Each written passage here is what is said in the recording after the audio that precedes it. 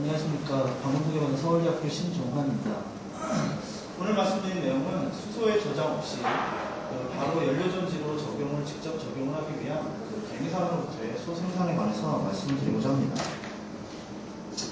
먼저 보통 미생물을 이용한 수소 생산 방법에는 크게 두 가지가 있습니다. 하나는 이러한 그린알지, 사이아노박테리아, 포토신세틱 박테리아를 이용한 이 광합성 방법에 의한 수소 생산 방법이기도 합니다. 다른 하나는 이러한 퍼멘터티브 박테리아를 이용한 현기 발효, 빛을 이용하지 않는 현기 발효에 의한 수소 생산이 있습니다. 보통 이러한 광합성을 이용한 수소 생산 방법은 빛을 필요로 한다는 제약과 수소 생산 속도가 상대적으로 낮다는 단점이 있는 반면 이러한 엔테로박테나 클로스트리디움과 같은 대표적인 균주를 이용한 현기 발효에 의한 방법은 그 수소 생산 속도가 상대적으로 높고 빛의 제약이 없다는 장점이 있어서 현재 더 프랙티컬한 어플리케이션에서 적합하다고 말할 수 있을 것이라고 생각됩니다. 그러면 크게 두 가지로 대표되는 이러한 절대 현기성 균주의 대표인 클로스트리디움과 통성 현기성 균주로 대변되는 이 엔테로박터가 있는데 보통 절대 현기성 균주 같은 경우는 절대 현기적 조건을 유지하기 위해 이 고가의 리듀싱 에이전트 같은 게 필요하게 됩니다. 그러나 통성 현기성 균주는 그러한 리듀싱 에이전트를 사용하지 않기 때문에 더 프랙티컬한 어플리케이션에 적합하다고 할 수 있겠습니다. 먼저 본 연구에서 사용된 균주는 수소 생산 속도가 높다고 저희가 보고한 국내 쓰레기 매립지 토양에서 아이솔레이션하고 동정한 이 엔테로박터 SB SNU1이라는 균주를 가지고 그런 연구를 수행하게 되었습니다. 이러한 통성 현기성 균주는 크게 두 가지 수소 생산 패스웨이를 따르게 되는데요.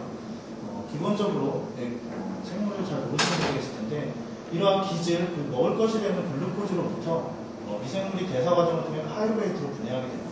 이 과정 중에 생산되는 NADH를 통해서 페라조심을 거쳐서 이 하이드로지네이즈라는 키 엔자임을 통해 수소를 생산하는 경우가 있습니다. 이러한 경우를 주로 NADH 패스웨이라고 하고 있고요.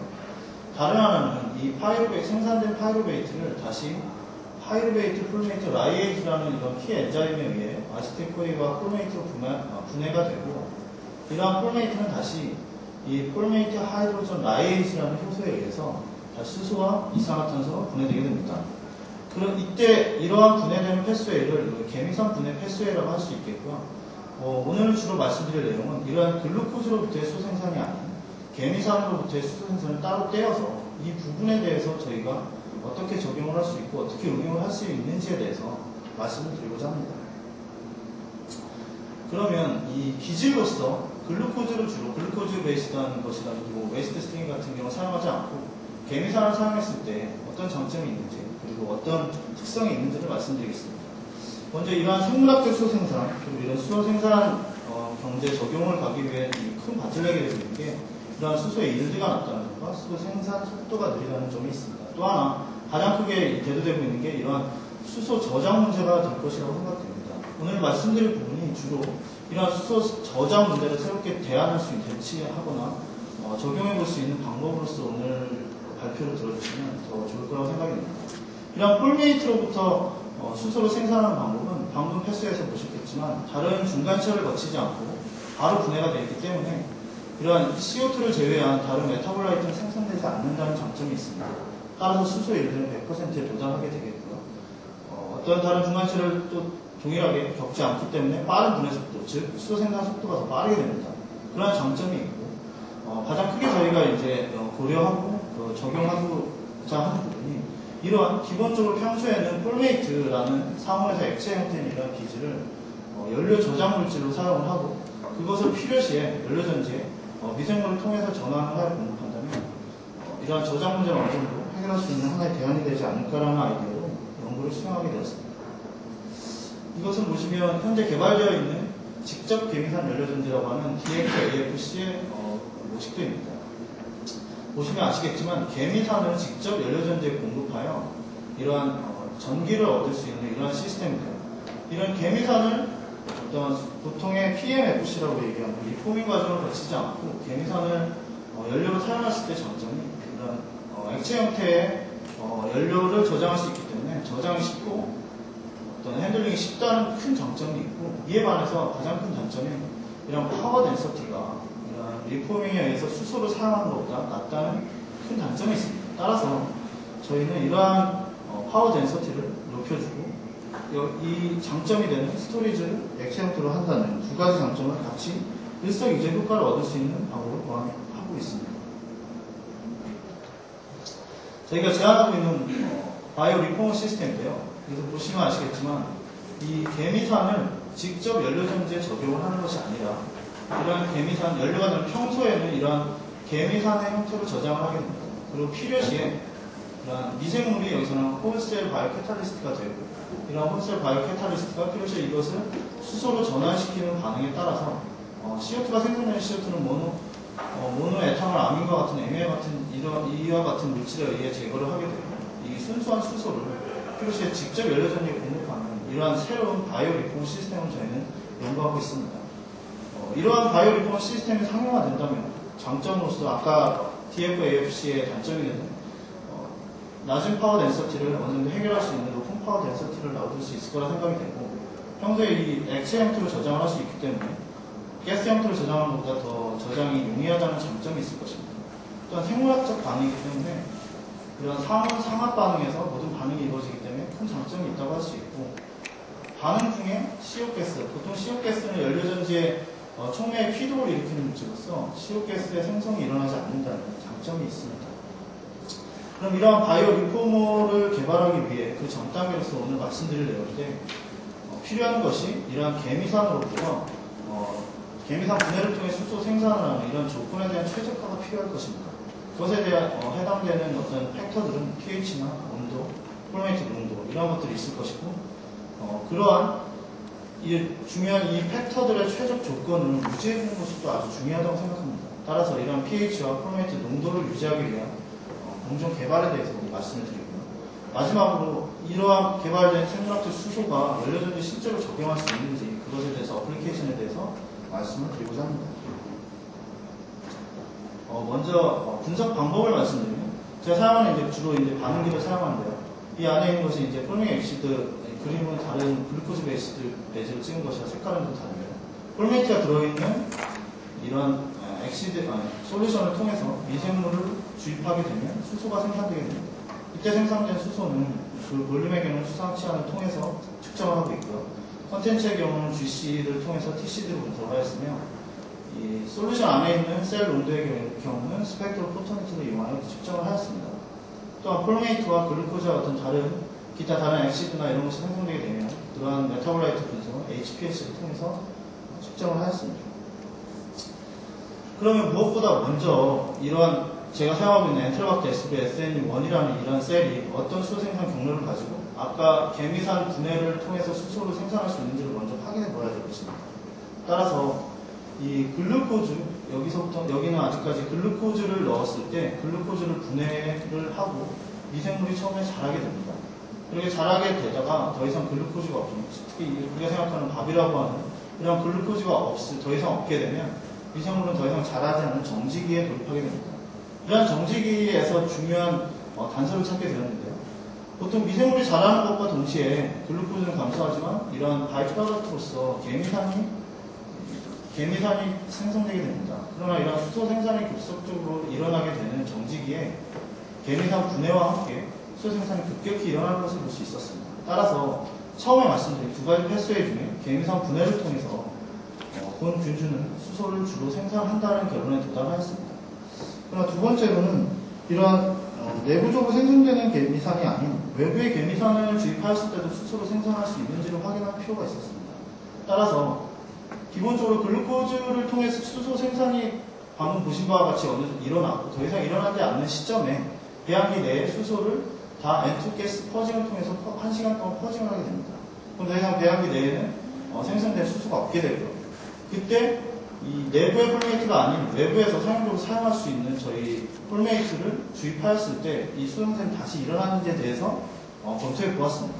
보시는 바와 같이 직접 폴메이트가 주입하자마자 감소하는 프로파일을 보였으며 다시 수소가 생성되는 것을 볼 수 있었습니다. 따라서 미생물과 폴메이트, 개미산만 있다면 수소를 생산할 수 있다는 아이디어를 갖게 되었고요. 그래서 이 다음 슬라이드부터는 이 두 가지 페이지로 저희가 분리하는 투스텝 프로세스를 제안하게 되었습니다. 즉 방금처럼 글루코즈 베이스한 수소 생산이 아니라 미생물을 먼저 글루코즈가 들어있는 배지에서 키운 후에 센트리퓨즈를 통해서 하베스트를 해서 보관하게 됩니다. 그러면 이러한 보관된 미생물은 홀셀 바이오 캐탈리스트가 되어 필요시에 이런 폴메이트가 들어있는 폴메이트 솔루션에 주입이 되게 되고요. 그러면 수소 생산 단계에서 수소가 생산되게 되는 것입니다. 따라서 이러한 앞으로 말씀드리는 수소 생산 단계에서 최적 조건을 옵티마이제이션 하는 것을 말씀드리고자 합니다. 먼저 처음에 말씀드린 대로 pH에 따라서 어떤 수소 생산 속도가 나타나는지를 확인할 필요가 있었습니다.